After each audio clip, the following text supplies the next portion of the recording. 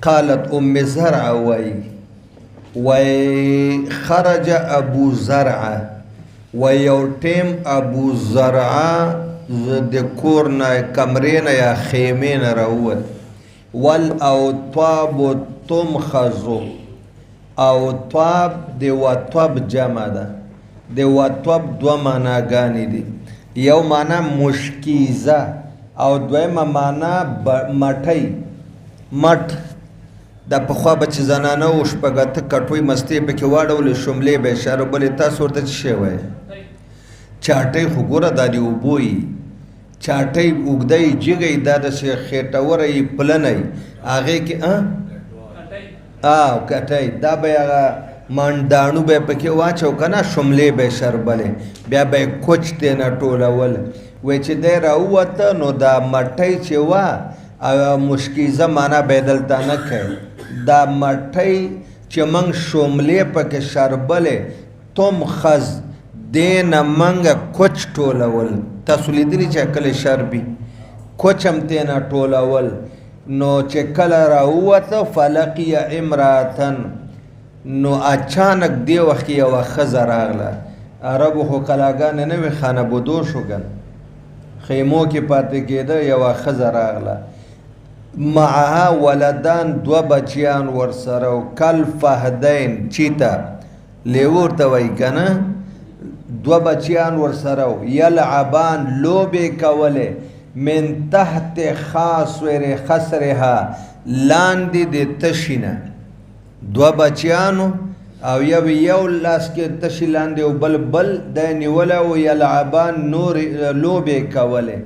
برمانتین په دوو انارو باندې د دوو ماشومانو د لیوانو غونده چې و دی لوبې کولې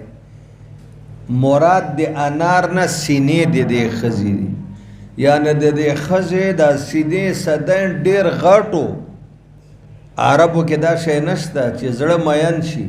چې بوډۍ که د یو بچي موري که د لسو موري بیا په نکاح کوي او کونډه وایي دا ښځه ډېره لحیمه وه شهیمه وه سمینه وه او غټ غټ صدین و ما درته ویلي په روی زمین په سر فهرست عرب دی چې دی غټې ښځې خوښه او بیا په هغې کې بیادبي معاف نو بس مسله دا راغله سولوین او صدین دې ته ډېره ترجیح ورکوي نو د دې غټې غټې سینې وې رمانتین دا دوه سینې وایي چې هغه یې ولیده نو هغه زمانه غټه وه لحیمه شهیمه وه فطلقني ابو زرعه زه طلاقه کړم او فنکحت بیا هغې زه طلاقه کړمه فنکحت بعده رجلا بچې ده طلاقه کړمه ما د ده نه پس نکاح وکړه د یو سړي سره سرین چې هغه د قوم سردارو شریفو مشر و د قوم د ټکو ته اوس ګوره د ابو زرعه ښځه وایي چې زه خو یې طلاقه کړم عربو کې دا شی شته ای لاره باندې روان یې ښځه خاوند سره وران شي طلقتو کې ځه خبره کور کې سره وران شي طلاق ورکړي بیا عدت تیر کړي په همغه کور کې دا مطلقی بل ورور په نکاح کې دا عیب نشته طلاق هلته عیب بالکل نشته مطلقه نکاح کول دا نشته چې خلک موږ غوندې خبرې کوي چې ګوره طلاقه شوې په نکاح کې دا طلاقي ده هلته د دې خبرې اډو تصور هم نشته وایي زه یې پرېښودم او هغې سره یې نکاح وکړه خو ما څه وکړه د دې ابو زرعه نه پس مې نکاح د یو سړي سره وکړه سریان چې هغه د قوم سردار شریف معزز او مشر سړی و رکب شریان شری ویلی کېږي هغه اس ته چې بهترین وي د قیمت په حواله عمده وي د قد و قامت په حواله او ډېر تیز رفتار وي د مزل په حواله داسې سړی دا زما خاوند چې و دا به کېناسته په داسې اس چې ډېر بهترین و ډېر قیمتي و ډېر تیز رفتار و واخذ خطویا او لاس کې به یې نیولې وه نیزه خطویا هغه نیزه چې هغه به د یمن نه راتله دا به یمن او بحرین کې جوړېدې نیزې دا به راتلې وای هغه ډېرې مشهوره نیزې وې په اس به ناست و هغه نیزه به یې لاس کې وه یمني ویزه یا بحریني ویزه دې ته به یې خطي وې وای دا نیزه یې په لاس کې نیولې وه و اراها علی نعما ثریا او ماښام به چې کور ته راته ما ته به یې نعمتونه راوړل ثریا ډېر زیات و دا سړی چې سړوځي بار و ماښام راځي خو خامخا یا فروټ وي یا سبزي وي یا څه کور ته راوړي که نه و اراها چې ماښام به راته علی ماته نو نعما ثریه راوړه به یې ځان سره نعمتونه ډېر زیات و اعطواني او دې خاوند د ابو زرعه نه پس راکړه ماته من کل رائحتن د هر نعمت نه زوجن جوړه جوړه هر قسم نعمتونه راته جوړه جوړه راک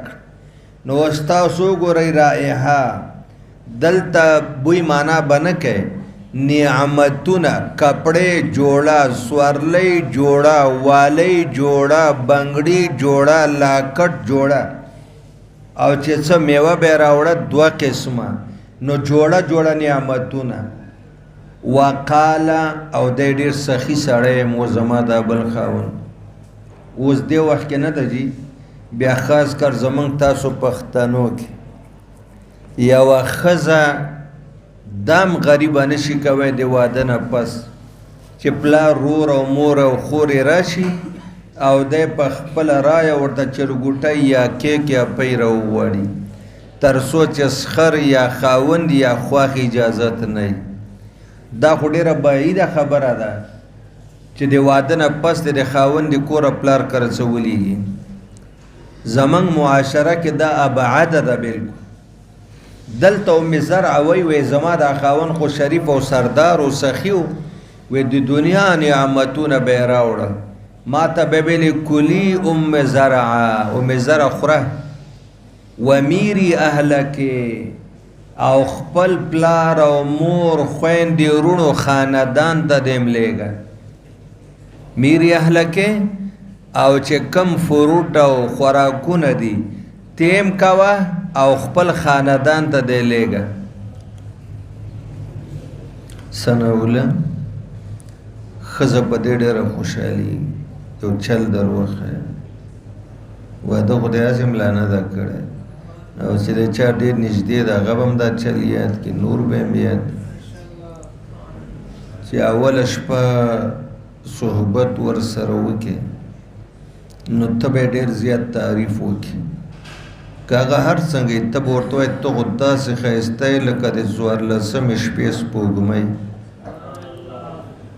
تر مرګه پورې به در سره مینه کوي یو دویم اسم د واده زلمي سره لږې ډېرې پیسې په اوله شپه یي پلار مور یې لا جیبونه نه یې کتلي یو څه روپۍ به ورته ورکړي 500 سلګون 50 ورته وایي تاله به ستا ملګري دلته راځي څه تحفه به درته راوړي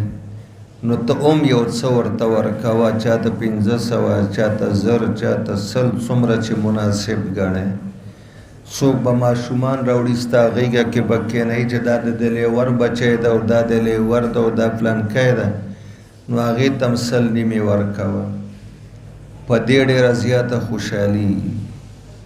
او که خپل واک دی وي نو بیا چې شی راوړه ورته وایي دا د پلار مور ته ولېږه او که نه دلته نه دې نه شو کولی واک دې نه نو چې پلار مور کری بوځې نو لار کې ورته ووایه چې وناوې ستا د پلار کور د بره څه والو چرګان والو سیوان والو دواړه والو یو ځل 2 دا کار وکړه خدای دې درته 2.5 کاله عمر سره د ناوې درکړي ژوند به دې ټول په خوشحالۍ او په ښادۍ تېرېږي هره شپه به داسې لکه د واده زلمی او ناوې هره شپه به تاسو خپل واده جوړوئ خو که تا ته وایي چې یاره مولانا صاحب یو 2,000 روپۍ راکړه ما ته د ملګري بیا راځي ته وایي لرې شه مړی مردارې منګه په اوله شپه دې دا خوله ګډه وډه او یې درنه څه وغوښته ورته دې رانه وړه یا یې درته وایي پلار که رزولک 2-3 قسمه فروټ واله اول ځل درته وایي مړی زه ملا طالب سړی بس تا حیات به درته دشمن په نظر ګوري په دې عمل وکړئ دا حسن معاشره ده وعاشروهن بالمعروف دلته ورته دا زما خاونې ما ته څه ویلي بمیري اهلکې دا نعمتونه د پلار او مور کره لیږه په دې اوس ښځه ډېره خوشحالېږي قالت ام زرع وایي فلو جمعت كل شیء که زه راجمع کمه دا ټول نعمتونه چې د ابو زرعه نه پس د بل خاون مال را کړي دي اعطواني چې ما ته یې راکړه ما بلغ اصغر آنیت ابي زرعه وی دا تمام نعمتونه به د ابو زرعه د نیم پلیټ برابر نشي هغه نه خو ډېره مطمئنه وه که نه ډېره خوشحاله وه ګوره د ابو زرعه صفت د مور او د هغه د زوی او د لور د دې ټول وی د دې آخري خاوند تمام نعمتونه چې زه پکې پټه ساتلی وم وی دا به د ابو زرعه په کور کې د ټولو نه وړوکي پلیټ ته م ونه رسي قالت عایشتو مور بیبي وی قال رسول الله په دغه وخت کې چې نبی پاک موږ ته دا بیان وکړه نو ما ته وی كنت لکی کابی زرع لام زرعه عایشه زتا ته داسې یم لکه ابو زرعه چې ام زرعه ته مانه څومره احسانات ورسره کړي او ابو زرع او ام زرعه ته څومره ګرانو نو ما هم تا سره احسانات کړي ته ما ته ګرانه یې او زه تا ته ګرانه یم اوس په دې جمله کې دا مور بیبي وایي چې موږ د حضور پاک کریمانه شریفانه رحیمانه مشفقانه اخلاقو ته کتل د محبت نه ډک معاشرې ته کتل چې بیبیانو سره یې کو نهایت زیات محبت و شفقت به بیبیانو سره حتی چې جایزه لوبه نه ده جایزه لوبه په خپله به بیبي ته وایي چې دا وګوره بیبي ته به وایي چې دا وګوره وی دا د رسول الله کریمانه و شریفانه اخلاق د نهایت محبت و شفقت و د حبشې ځوانانو چې مسجد نبوي مخې ته نیزه‌بازي لوبه ما ته وایي عایشې ګورې راشه دننه په کور کې دیوال خو ټیټ وی د ګوتو په څوکه ولاړو او زنه مې د نبي پاک په وږه باندې ایښې وه او بهر مې هغې ته کته نامنه بره ښکارېدل چې دا نیزه‌بازي یې کوله وی تر څو چې زه ولاړم حضور پاک خوځېدم نه وی تاسو وګورئ دومره محبت او شفقت چې جایزه لوبه ام هغه بیبي ته ښیي دا حسن معاشره ده وی قسم په خدای چې ابو زرعه لا څوک ده په لکونو ابو زرعه رسول الله مبارک ته نه رسي وبه قال حدثنا عبد الله بن محمد الى اخره عن ام عائشه رضي الله عنها كان الحبش يلعبون بحرابهم فصدر نیزه‌بازي کوله رسول الله د شاله طرفه په ما څادر راتاو که دننه په کور کې او ما ورته کتله وی حتی تر هغې چې زه خپله روانه شومه وی فقدرو تاسو اوس اندازه ولګوئ نو قدر الجاریه اندازه د پیغلې جنۍ الحدیثه سن چې کم عمری تسمع اللهو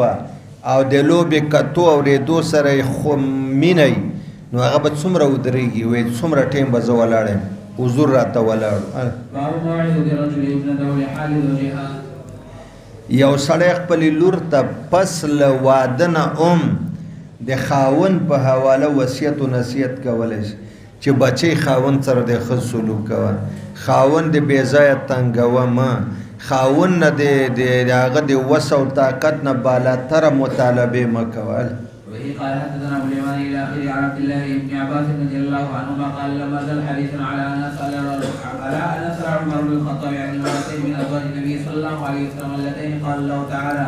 ان تتوبا الى الله دا حدیث یو 15 کرته تیر شول حتى حج وحللت معه وعللت معه بإراد فتبرأت ثم ذهب حتى كبرت على يده ما توبه چولې په دغه وخت کې موقع راغله ماته تپوس وکړ فقلت له يا امير المؤمنين من المرأتان من ازواج النبي صلى الله عليه وسلم اللتان قال الله تعالى هغه کومې دوه زنانه وې چې د حضور په خلاف منصوبه جوړه کړې وه چې تا مغافر خوړلې دي او خدای ورته وایي چې فقط سوغت قلوبکم ستاسو زړونه مایل شوله وای د تعجب خبره د ابن عباس تر اوسه ورته پته نشته ده هله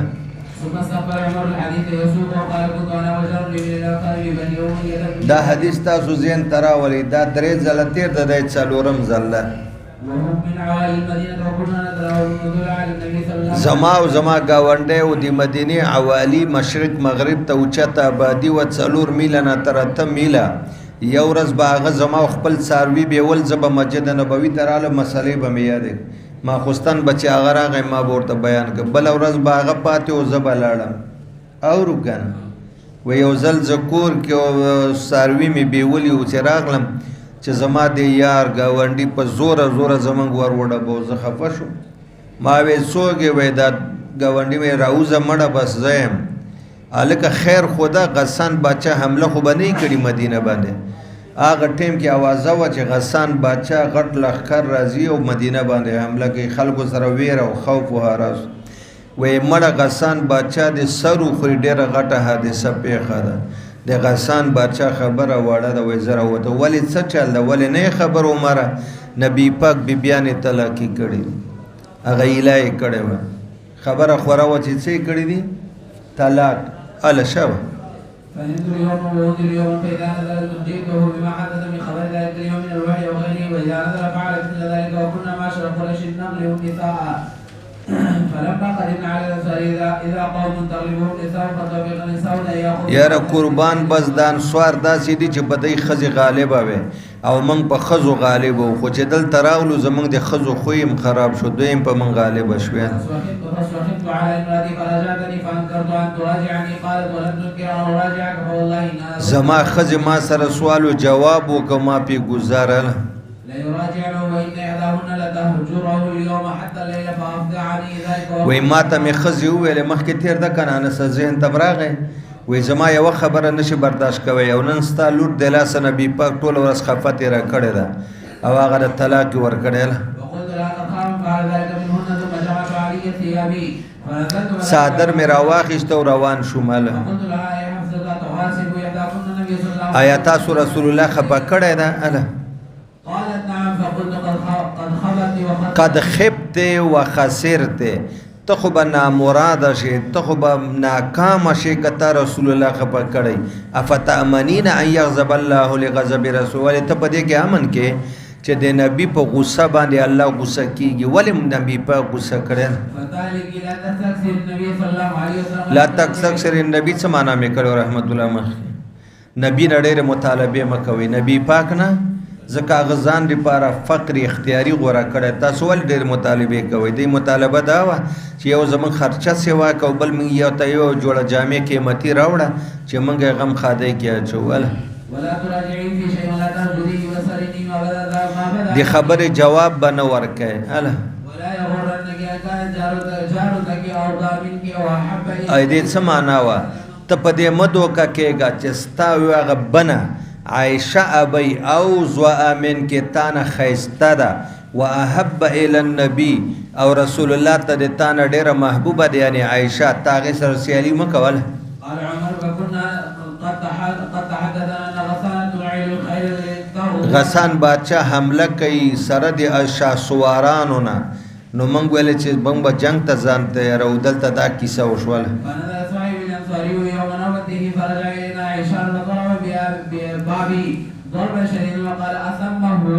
عمر شته ګنشته زه وګبراو شوم ولې څه غټه خبره پیښه شوې ده چې تا ور وډبوله مړه غسان بادشاه د سر وخوري د هغه نه غټه حادثه پیښه ده بس بیا خو حفصه ناکام او نامراده ده که دا کار داسې وي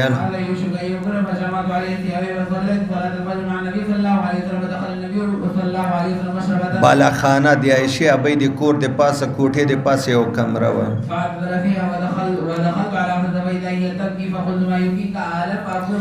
ولې جاړې الم اکن ما تا ته نو ویلې ده وعلیکم حاجي صاحب په خیر راغلی زما دعا سلام درته تاریخ وای صحت خیر مبارک شو. دې څنګه ده ولا خیر شو بچیان وسیان مونږ ته درته څنګه دعا کوو په دې حال شکر ده شکر. بچی راشو طالبانو سره وای فقلت ما يبكيك ألم أكن حذرتك هذا طلقت ولې ما تا ته نو ویلي چې ته به حضور سره خبره نه اړیل قالت لا أدري ها هو هذا معتذر في المشرة فخرجت وجئت إلى المنبر فإذا حولت رهط يبكي بعضهم فجلست معهم قليلا ثم غلبني ما أجد فجئت المشربة الذي فيها النبي صلى الله عليه وسلم فقلت لغلام له أسود يستاذن لعمر فدخل الغلام فكلم النبي صلى الله عليه وسلم ثم رجع فقال كلمت النبي صلى الله عليه وسلم وذكرت له من ثبت وې زه حضور ته ورغلم ما ورته ویل جی عمر ولاړ د اجازت غواړي خو هغه چپ شو فن سربتو حتی جلستو ما راحت په اول ځل اجازت رانه کوی زه رالم صحابه ورسره لاندې جومات کې کېناستم خو طاقت مې نه کېده بیا ورغلم مع الرهط الذين عند المنبر ثم غلبني ما أجد فجئت فقلت لغلام استأذن لعمر فدخلت ثم رجع دا غلام رباح نومېده قد ذكرتك له فسمت فرجعت فجلست معه مع الرهط الذين دویم ځل باندې مې اجازت رانه کړ عند المنبر ثم غلبني ما أجد فجئت الغلام فقلت استأذن فدخل ثم استأذن ما دې پر اجازت نبی پاک نو وړه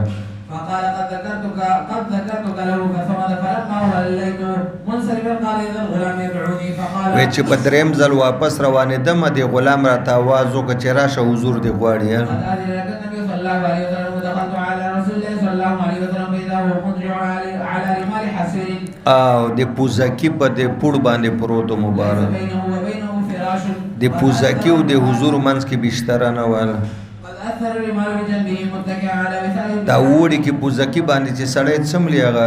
نخې نخانه بدن کې جوړیږي من عدم حشوها ليف بالغ چې و دا د چامړې نه جوړو او ډکون پکې د کجورو پاڼې ویل ثم قلت انا قائم يا رسول الله اطلقت نساءك فرفع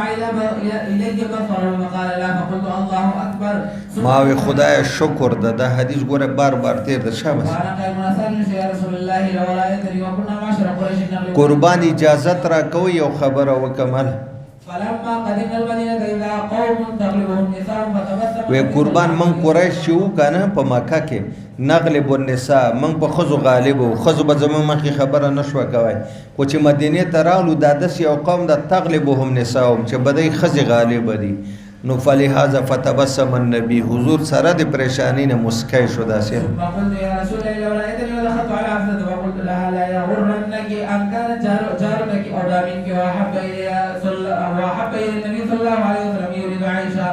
فتبسم النبي صلى الله عليه وسلم تبسم دویم ځل حضور بیا زکه دا خبر حقیقت او عائشه خو ډیره محبوبه ول فجلست حين رايته تبسم فرفعت بصري في بيته والله ما رايت فيه شيء يرد البصر غير اهبه ثلاث وې ما چې د کمره کې وکړه وې هیڅ مې مونږ نه لیدل غیر د یو څو چمړونه یو څو څرمنې وې مطبوغي هغه ځوړندې ویل فقلت يا رسول الله ادعو الله ليوسع على امتك فان فارس چې الله له وسعت مالی را ولی په امت د فارس او د روم خلکو ګوره قد وسع علیهم باغی څومره وسعت مالی ده وعد الدنيا وهم لا يعبدون الله بل النبي صلى الله عليه وسلم وكان متكئا فقال او في هذا انت او فی هذا انت یا ابن الخطاب اے د خطاب زوی تلا وسم په دې سوچ کې پروت چې مونږ باندې د وسعت مالی راشي ان اولئك قوم عجلوا طيبات في الحياه الدنيا هغه ته چې څلي په دنیا کې خدای ورکړي آخرت کې بیان نشته او مونږ او تاسو ته آخرت کې فقلت يا رسول الله استغفر لي فعبد النبي صلى الله عليه وسلم نساء من اجل ذلك الحديث حين افشته حفصه الى عائشه 29 ليله وكان قال ما انا بداخل عليه النشار من شده موجدته عليهن حين عاتبه الله فلما مضت 29 ليله دخل عليه یا اتبتغي مرضات ازواجك دغه باندې حضور ډیر خفه شو چې ګوره د دې خزو د وجه ز الله ملامت کړم فبدا بها فقالت له عائشه يا رسول الله انك كنت قد اقسمت الا تدخل علينا شهرا وانما بعد من 29 ليله عدة فقال الشهر 29 فكان ذلك قربان ما یو ورځ مېرلې ده یو دا خو نه وي شورځي تاسو میاش قسم کړو وای عائشه کله میاش دی یو کم دیر شوم یې قال عائشه ثم انزل الله التخير فبدا به اول امراه من نساء فاخترته ثم خير النساء كلهن فقلن مثل ما قالت عائشه ټول بیان ورته په اختیار کې هم دغه جواب ورک کم جما بل اختار الله ورسوله دنیا او د دنیا رنګینې نه غواړو، الله او رسول غواړو. باب سؤال المرأة في إذن زوجها تطوعا. مولانا صاحب دا خو ټولو ته علم ده چې د خاون حق په ښځه واجب. په حقوقو کې یو حق صحبت او مجامعت، چې عذر نه وي ښځې ته او خاون مطالبه وکړي باید ویمني. او دا باقي 5 نور دي همې درته ویلي دي. او روژه نیول د رمضان غیر نفلي دي. نفل مستحب دی، مستحب دی واجب درجه ته نه رسي. نو چې نه رسیږي چې کله خاون په کور کې وي، ښځه د خاون د اجازت نه بغیر، چې اجازت یا صراحتن یا دلالتن، د دې نه بغیر روژه نشي نیوی نفلي روژه. ولې؟ د نفلي روژې نه د خاون وجوبي حق مقدم. خو که چېرته دا لګیا و پېشمنه یې که او خاون ولید څه ورته ونه ویل، دا دلالتن اجازت. او صراحتن دا و چې خاون ته یې ویل چې خاون د نن د پیر ورځ ده زه روژه کېږم نفلي، هغه وی روژه شه، بیا به روژه وکنئ. د خاون د اجازته بغیر روژه نشي. وبه قال حدثنا محمد بن قابل الى اخر عن ابي هريره رضي الله عنه ان النبي صلى الله عليه وسلم لا تصوم المراه وبعلها شاهد الا باذنه. باب اذا كانت المراه مهاجره ففراش. چې کله ښځه مهاجره، د مهاجر شاته به تفسیر راشي. دلته حکم نه ده لګولی، شپه تېره کړي چې جدا وي له بسترې د خاون سره کټ کې پرته نه وي، لاندې کمره کې یا بهري. لا یجوز دا اذا شرط ده، جواب لا یجوز ورته راوباسه. د ښځې دپاره دا روا نه دی چې د خاون نه جدا شپه تېره کړي. او د هجرت 5 صورته دي شاته یې درته وایم. وبه قال حدثني محمد بن بشار الاخر عن ابي هريره رضي الله عنه عن النبي صلى الله عليه وسلم قال اذا دعا الرجل امراته الى فراشه فابت ان تجيء لعنتها الملائكه حتى هغه انکار وکړي، فرشتې ورته خیرې کوي تر سوچ سبا کېږي. ځکه د الله نه پس په ښځه باندې د خاون حق ډېر ده. وبه قال حدثنا محمد بن عباده الاخر عن ابي هريره رضي الله عنه عن النبي قال النبي صلى الله عليه وسلم اذا باتت المراه مهاجره فراش زوجها لعنت الملائكه حتى ترجع. او ښځه سنجیده هوښیاره ښځه دی چې هغه بیرته خپل خاون راضي کیل. باب لا تأذن المرأة في بيت زوجها الا باذنه. د ضابطې ګوره مولانا صاحب، دا یو قانون ده، یو ضابطه ده. د ښځې چې څومره خپلوان دي،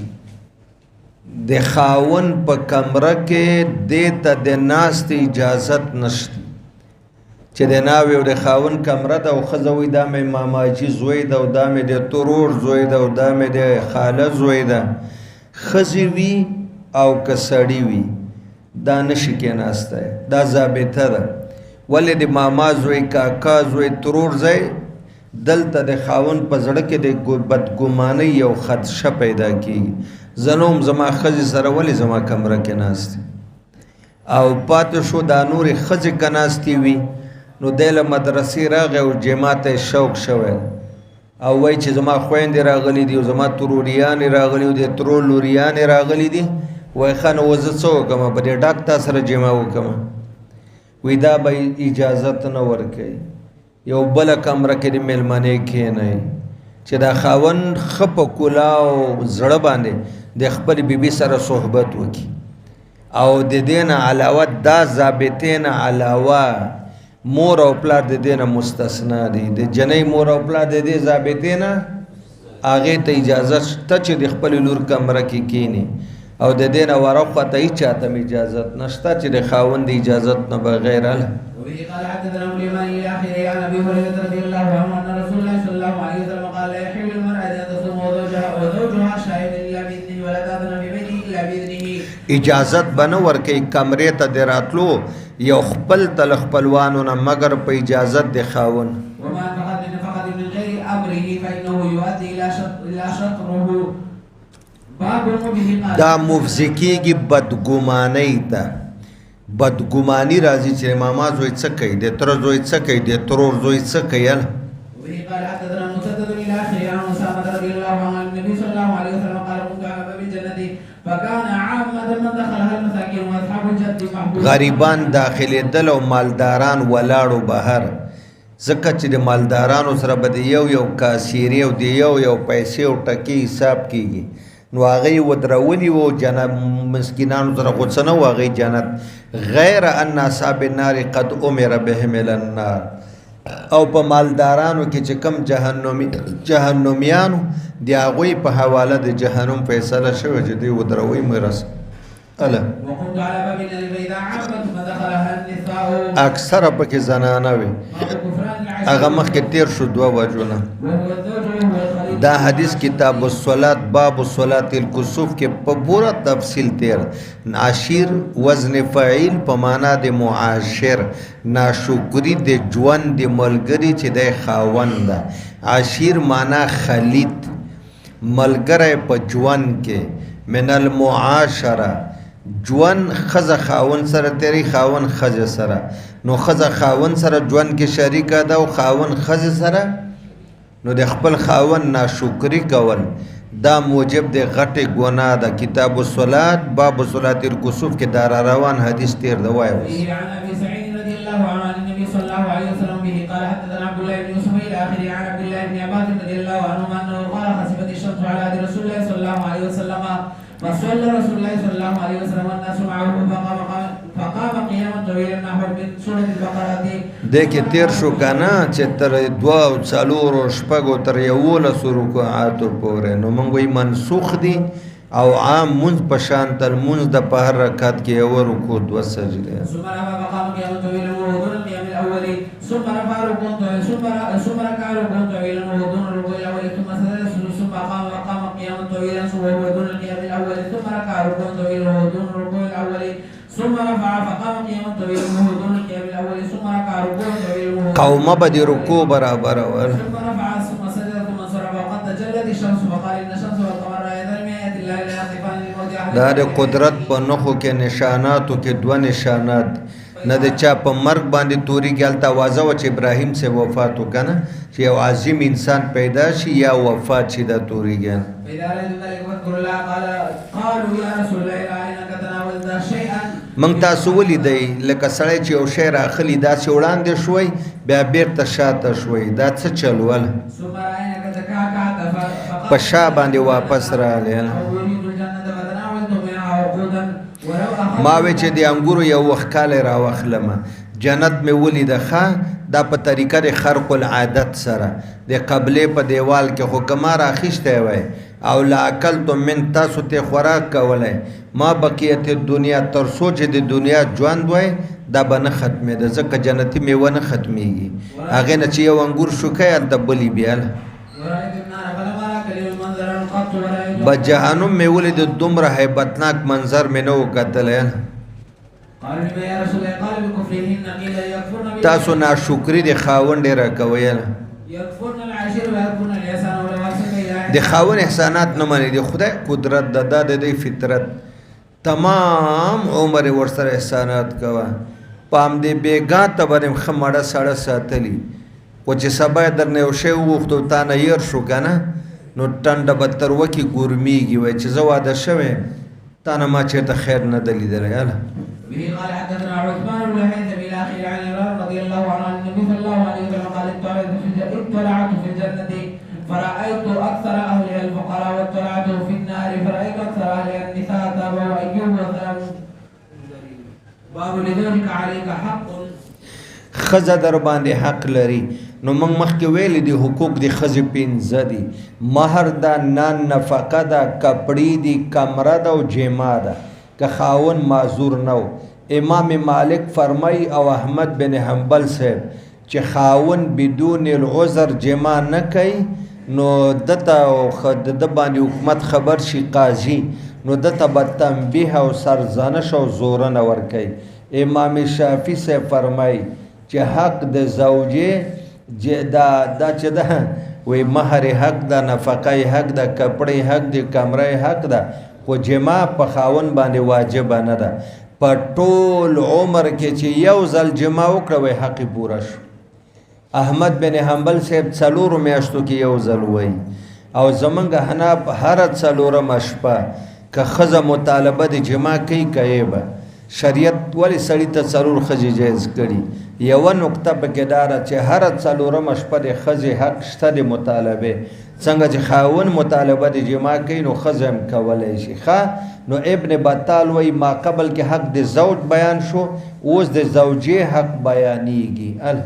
قال هو ابو جهيفة رضي الله عن النبي صلى الله عليه وسلم به قال حدثنا محمد بن قاتل الى اخره قال حدثني عبد الله بن عمرو بن العاص رضي الله عنه قال رسول الله صلى الله عليه وسلم يا عبد الله الم اخبر انك تصوم النهار ولزنیم خبر شوی یعنی خبر شوی ما عبد الله بن عمرو بن العاص کی سمې تکړه چې نا ویره وسو یو میاشت لاس نو وروړی ته د ورځې روزې ساتي او د شپې تلاوت کې او تهجد کې ویا او رسول الله وی فلا تفعل دا کار مکو صوم یو ورځ روزه کېږه او افطر بل ورځ کوجه کېږه وقم